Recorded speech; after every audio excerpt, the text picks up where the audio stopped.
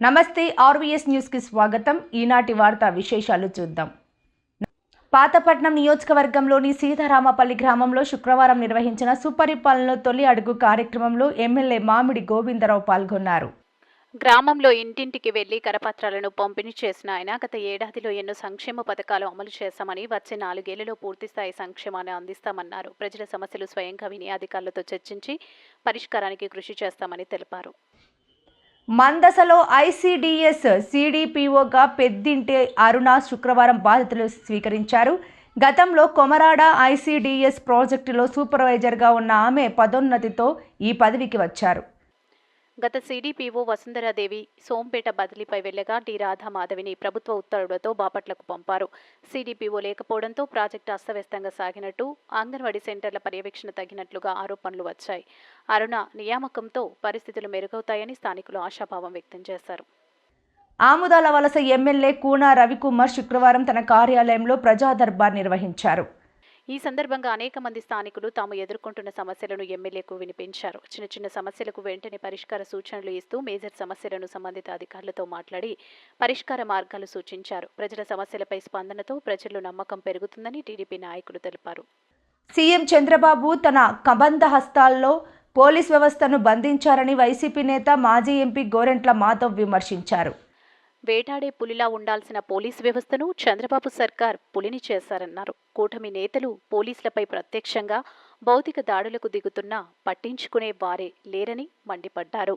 నిన్న ఏఆర్ కానిస్టేబుల్పై దాడి చేసిన వ్యక్తిని అరెస్ట్ చేసి శిక్షించాలని మాజీ ఎంపీ గోరెంట్ల మాధవ్ డిమాండ్ చేశారు.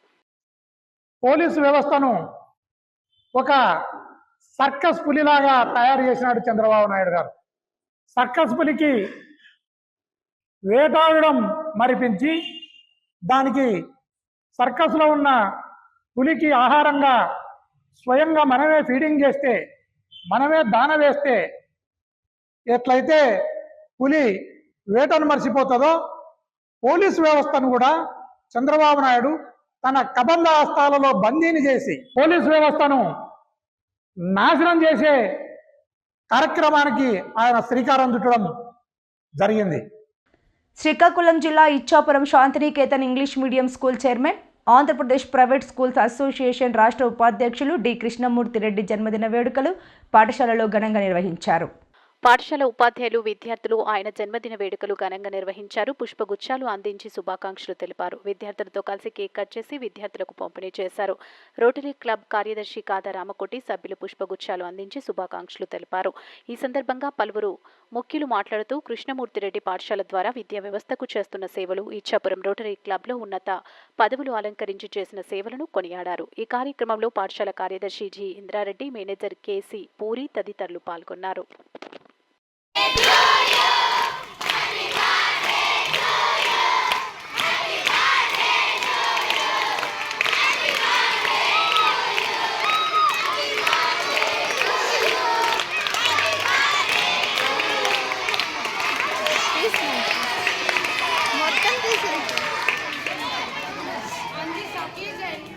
I want to say that new message to our children and our chairman sir. Sir, happy birthday sir, many more happy returns of the day, and you stay with happy and healthy life. Children, all of you listen and take the suggestion from sir. పిల్ల దేవుళ్ళు ఈ విషయం చెప్తున్నంటే ఆ దేవుళ్ళే నాకు విషయం చెప్పినట్టుగా భావిస్తున్నాను. తెలుసు కదా, పిల్ల దేవుళ్ళు కదా. మీరందరూ కూడా ఒకసారి విషయం చెప్పినందుకు మనసు థ్యాంక్స్ చెప్తున్నాం. మీరు చేయాల్సింది, మీరు హ్యాపీగా ఉండాలంటే మీ డ్యూటీ మీరు చేయాలి. ప్రతి ఒక్కరు కూడా చక్కగా చదువుకొని మంచి మార్క్స్ స్కోర్ చేసి మీకు, మీ టీచర్స్కి, మీ స్కూల్కి, పేరెంట్స్కి మంచి తెప్పించాలని కోరుతున్నాం. Once again thank you all of you.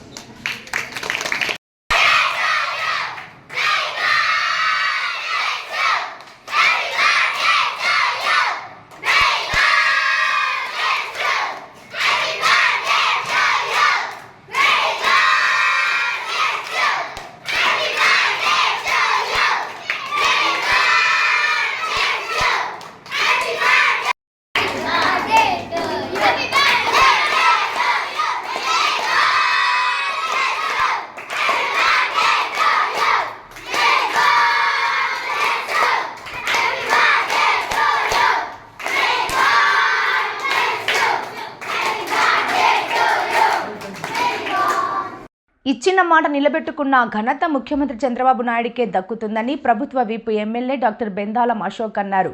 Kaviti మండలం రామాయపుట్టక గ్రామంలో శుక్రవారం నూతనంగా మంజూరైన వితంతు పింఛన్ల పంపిణీ కార్యక్రమాన్ని ఆయన ప్రారంభించారు.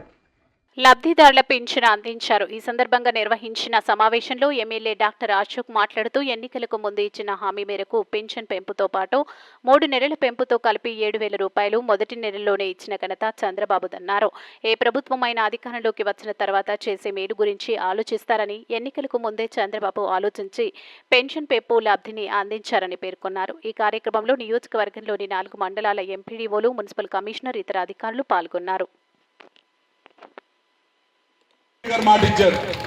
అయితే సహజంగా ఏ ప్రభుత్వాలైనా సరే వచ్చిన తర్వాత మీకు ఇవ్వడం గురించి ఆలోచిస్తారు. కానీ చంద్రబాబు నాయుడు గారు ముందే ఆలోచించారు. ఎన్నికలు జరుగుతాయి మేలోన, ఇంచుమించు జూలైలో ప్రమాణ స్వీకారం జరుగుతుంది. నేను జూలైలో ప్రమాణ స్వీకారం రాష్ట్ర ముఖ్యమంత్రిగా చేసిన నాటికి 3 నెలలు దాదాపు 1000 రూపాయలు బాకీ ఉంటాను. ఆ బాకీని కలిపి నేను ముఖ్యమంత్రి అయినటువంటి మొదటి నెలలో ఖచ్చితంగా 7,000 రూపాయలు ఇస్తానని ముఖ్యమంత్రి అయిన వెంటనే మొట్టమొదటి నెల 7,000 రూపాయలు పెన్షన్ ఇచ్చినటువంటిది కూటమి ప్రభుత్వం.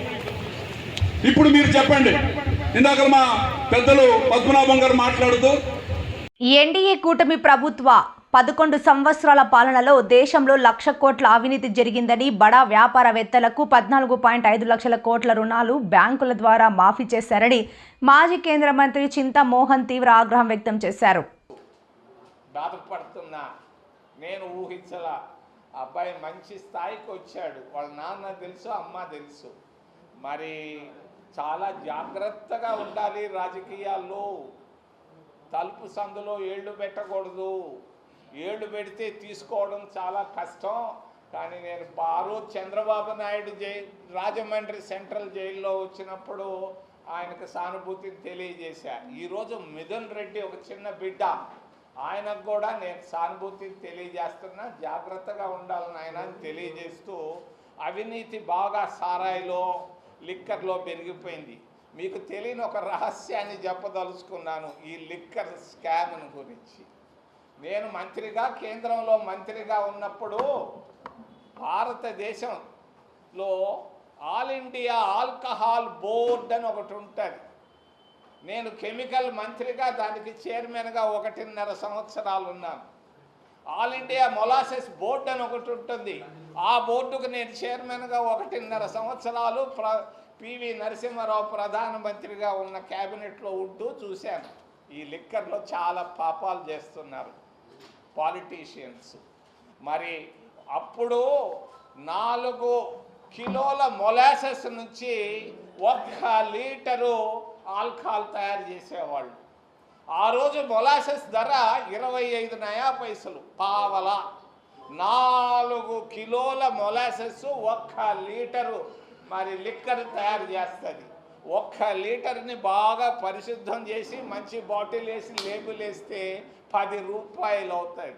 అటువంటి లిక్కర్ని 1000 రూపాయలు చేసి పేదోళ్ళ పొట్టలు కొడుతున్నారు పాలిటీషియన్స్, ప్రభుత్వాలని తెలియజేస్తున్నారు. ఇది లిక్కర్ స్కామ్. అది చాలా పొరపాటు, చేయకూడదు. పేదోడు పొట్ట కొట్టకూడదు. మరి రసీదులు లేకుండా ఇవ్వడం అనేది పొరపాటు. మరి జరిగింది అందరి కళ్ళ ముందు. ఇది ఇంతకంటే చట్టం ముందు చట్టం దాని పని చేసుకుంటుంది కాబట్టి నేను ఎక్కువ మాట్లాడకుండా. కార్మికుల ఆరోగ్యం, సంక్షేమమే తమ కూటమి ప్రభుత్వ ప్రధాన ధ్యేయమని, ఇందుకోసం ప్రభుత్వం చిత్తశుద్ధితో కృషి చేస్తోందని రాష్ట్ర కార్మిక కర్మాగార, బాయిలర్స్, వైద్య బీమా సేవల శాఖ మంత్రి వాసంశెట్టి సుభాష్ పేర్కొన్నారు. ఈ రోజున రాజమండ్రి ఈఎస్ఐ హాస్పిటల్కి వాళ్ళ సిఎస్ఆర్ ఫండ్ కింద డొనేట్ చేయడం జరిగింది. వారికి నా హృదయపూర్వక నమస్కారాలు తెలియజేస్తూ ఉన్నాను. మరి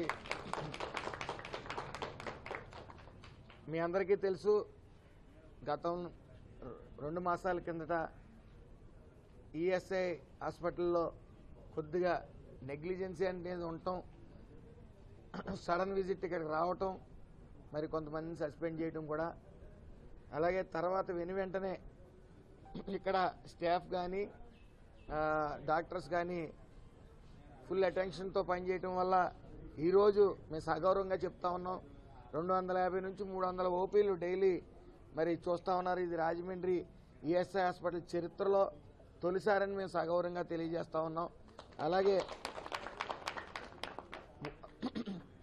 అలాగే ఏదైతే ఈ రోజున అంబులెన్స్ ఇచ్చారో అత్యాధునిక పరికరాలతో నిండి ఉంది.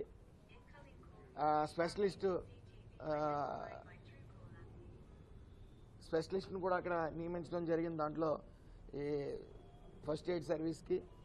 అదేవిధంగా ఇంకొక 2 అంబులెన్స్లు ఇటు వైజాగ్ ఇటు విజయవాడలో కూడా స్టేట్ బ్యాంక్ వారి సారథ్యంలో వాళ్ళు సిఎస్ఆర్ ఫండ్ కింద ఇవ్వడం జరిగింది.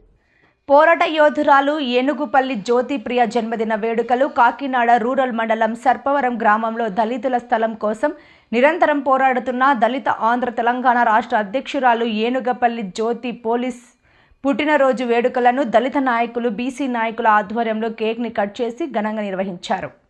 ఈ సందర్భంగా రాష్ట్ర బీసీ సంఘ నాయకులు రాయుడు మోజస్ బాబు, ఎంఆర్పీఎస్ నాయకులు వల్లూరి సత్యబాబు, పలివెల విజయ్ కుమార్ యాదవ్, సంఘ నాయకురాలు శ్రీదేవి, మారెళ్ల సత్యబాబులు మాట్లాడుతూ ఒక మహిళగా జ్యోతిప్రియ దళితుల కోసం అహర్నిశలు కృషి చేస్తూ ముందుకు వెళ్తున్న ఆమెకు పూర్తి మద్దతు ఉంటుందని, అలాగే ఎన్ని ఇబ్బందులు వచ్చినా తోడుగా ఉంటానని తెలిపారు. ఒక మహిళ అయి ఉండి కూడా ఈరోజు ఒంటరి పోరాటంలో మేము భాగస్వామ్యం అవుతామని అన్నారు.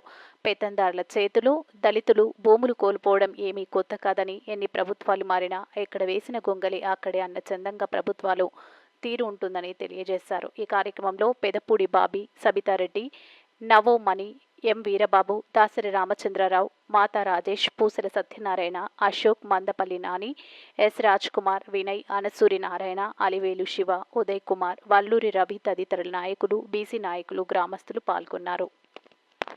సర్పవరం కాకినాడ రూరల్ కాకినాడ జిల్లా. మరి ఇక్కడ ఏనుగుపల్లి జ్యోతి గారి పుట్టినరోజు శుభాకాంక్షలు మరి ప్రతి ఒక్కరు కూడా ఎంఆర్ఎఫ్ఎస్ సత్యబాబు గారు మొత్తం అందరూ కూడా పెద్దలందరూ మరి జరపడం జరిగింది. అయితే ఇక్కడ మరి ఎస్సీ కార్పొరేషన్కి సంబంధించిన భూమి మరి ఎప్పటి నుంచో 7 రిజిస్ట్రేషన్లు కూడా జరిగేవి. మరి ఇప్పటికైనా సరే ఎస్సీ కార్పొరేషన్కి సంబంధించిన భూములు మరి దళితులకే చెందాలని చెప్పేసి మరి ఏనుగుపల్లి జ్యోతి గారు ఇక్కడ బొమ్మ పెట్టడం చాలా ధైర్యంగా, ఒక మహిళ అయినా సరే ఆవిడ మరి ధైర్యం చేసి మరి అందరినీ సమకూర్చి మొత్తం అందరినీ పెద్దల్ని ఈ సర్పవరం గ్రామం పెద్దలను కానీ ఈ జిల్లాలో ఉన్న పెద్దలను కానీ అందరినీ మరి ఆవిడ అందరితోటి మాట్లాడి మరి ఇక్కడ బొమ్మ పెట్టడం చాలా జరిగింది. మరి అందరం కూడా మనం ఇటువంటి కబ్జాలు జరగకుండా ప్రభుత్వ భూములు కానీ అలాగే ఈ ఎస్సీ కార్పొరేషన్ భూములు కానీ కబ్జాలు జరగకుండా ప్రతి ఒక్కరు కూడా మరి మనం పోరాటం చేయాలా, మరి అందరూ కూడా సహకరించాలని చెప్పేసి మరి ఈరోజు మా బీసీ సంఘాల తరపు నుంచి మరి ఏనుగుపల్లి జ్యోతి గారికి పుట్టినరోజు శుభాకాంక్షలు అని చెప్పేసి. అందరికీ నమస్కారం. ఇక్కడ విచ్చేసినటువంటి దళిత నాయకులకి, అలాగే అగ్రవర్ణాల పెద్ద నాయకులకి, అలాగే మా పత్రికా విలేకరుల వారికి, అలాగే జనాలందరికీ కూడా ఈరోజు ఏనుగుపల్లి జ్యోతిప్రియ పుట్టినరోజుని పురస్కరించుకొని చెల్లెలు ప్రతి పుట్టినరోజుని ఎమ్మెల్యే గారి ఆఫీస్లో చేసుకునేది. ఈరోజు సర్పవరం గ్రామంలో ఉన్నటువంటి దళితులు మేము కొంచెం అదృష్టం చేసుకున్నామని అనుకోవాలి. ఎందుకంటే ఆవిడ పుట్టినరోజు ఇక్కడ చేసుకోవడానికి దేవుడు సహకరించినందుకు ఆ దేవాదేవునికి వందనాలు. విషయం ఏంటంటే ఈ సర్పవరం గ్రామంలో అనేక కబ్జాలకి భూములు లోనైపోతూ వచ్చాయి. అది అగ్రవర్ణాల చేతిలో కబందాస్తాల్లో ఉన్నాయండి. మా దళితులకు ఏమీ తెలియదు, ఉదయం వేసింది కష్టపడమే తప్ప మాకేం తెలియదండి. ఈరోజు ఈ కార్యక్రమం చేయడానికి ముఖ్య ఉద్దేశం ఏంటంటే, ముఖ్య పరిస్థితులు ఏంటంటే మా జ్యోతిప్రియ పుట్టినరోజును పురస్కరించుకుని అమ్మ ఇక్కడ అంబేద్కర్ విగ్రహాన్ని ప్రతిష్ఠ చేయడం, మా దళితులందరినీ ఉత్తేజపరచడం. ఇక్కడ ఎస్సీల స్థలం ఉంది, ఇక్కడ అగ్రవర్ణాలు దీన్ని ఆక్రమించారు, రండి మనందరం పోరాడదాం, మనందరం సంపాదించుకుందాం, అంబేద్కర్ అవసరమైతే అంబేద్కర్ కమ్యూనిటీ గారు లేదంటే మనందరం ఇల్లు నిర్మించుకుందాం అని చెప్పేసి తన ధైర్యం చేసి, ఆడపిల్లైనా సరే కానీ ధైర్యం చేసి మా అందరినీ ఉత్తేజపరిచింది. కాబట్టి ఈ సందర్భాన్ని పురస్కరించుకొని అమ్మ పుట్టినరోజు ఇక్కడ జరుపుకోవాలని మేము అందరం నిశ్చయించుకున్నాం. కాబట్టి మీ పత్రికా విలేకరులు కానీ గవర్నమెంట్ కానీ అధికారులు కానీ ఒకసారి స్పందించాలి, మమ్మల్ని గమనించాలి. మేము ఎవరి మీద పోరాడేవాళ్ళం కాదు, ఎవరి మీద యుద్ధాలు చేసేవాళ్ళం కాదు. మాకున్నటువంటి అధికారమే మేము కోల్పోతూ వచ్చాము.